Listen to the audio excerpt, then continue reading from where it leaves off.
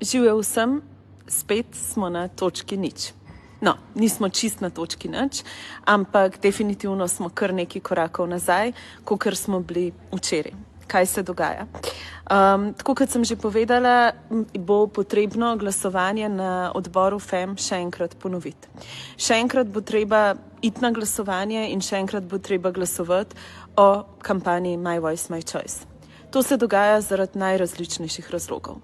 Te razlogi so predvsem te, da obstajajo zelo močne sile v Evropskem parlamentu, da obstajajo zelo močne sile tudi povsod po svetu, ki trenutno delajo vse, da bi se moč naše kampanje My Voice, My Choice ustavila. Ki delajo vse, da bi se mi strošili, ki delajo vse, da do glasovanja v Evropskem parlamentu o My Voice, My Choice ne bi prišlo. Dejstvo je, da imamo večino. Dejstvo je, da smo zmagali že glasovanja in dejstvo je, da smo pokazali, da imamo v Evropskem parlamentu ogromno podporo. Ampak kaj se trenutno dogaja je to, da se glasovanje o resoluciji My Voice, My Choice prelaga vedno znova in znova. In na začetku naj bi bilo to glasovanje, ki naj bi potekalo novembra, potem pa so se določene skupine odločile, da se to prestavi na december. Vmes je potekel hearing, ki ste ga vsi spremljali, o sami kampanji My Voice, My Choice in zaradi tega, ker je ta hearing potekel, je treba proceduralno še enkrat glasovati o My Voice, My Choice. Kaj to za nas pomeni?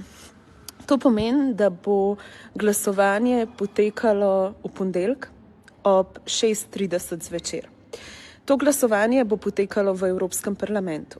Hakelc tega manevra je pa ta, da ponavadi ob ponedeljkih evropskih poslancev še ni v Bruslju. Njihov delovni teden praviloma je res intenziven, torek, sreda, četrtek, ostale dneve pa jih pač tukaj ni.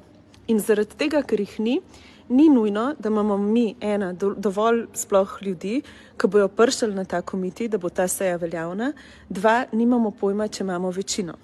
Kaj se lahko zgodi? Zgodi se lahko, da se pač organizirajo tisti, ki nočejo, da mi zmagamo in v resnici nas na ta način povozijo in mi izgubimo. Sprašujete nas, kako se počutimo, sprašujete nas, kako smo, sprašujete nas, kako komentiramo vse to. In kar bi jaz samo rada rekla je to, da nikoli nismo mislili, da bo to lahko, nikoli nismo mislili, da bomo sploh prišli tako daleč. Nikoli nismo sploh mislili, da lahko zmagamo kakršnokoli glasovanje v Evropskem parlamentu in nikoli nismo mislili, da bomo zgradili nekaj tako velikega. Dejstvo je, da se borimo proti organizacijam, proti institucijam, ki pač imajo ogromno enih načinov spodkopavanja tega, kar mi delamo. In dejstvo je, da oni vejo, da mi to počnemo že 3 leta in da smo lahko zaradi tega zelo utrujeni. Ampak ne vejo pa, da smo mi ene trpežna bitja in da takrat, kadar ratajo stvari najtežje, takrat, kadar se nam začne metati polena pod noge, takrat, ko se nas proba uničiti, mi postanemo zares trmasti.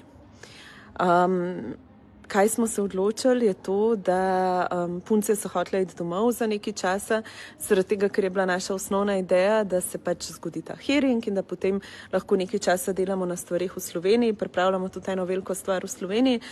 Ampak smo se odločili, da bomo tle ostali. Jaz sem imela sestanke v Franciji, zaradi tega, ker želimo dobiti tudi Macrona, da podpre našo kampanjo.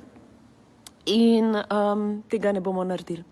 Ostali bomo tukaj do ponedeljka, probali dobiti glasove, probali narediti vse, da nam uspe.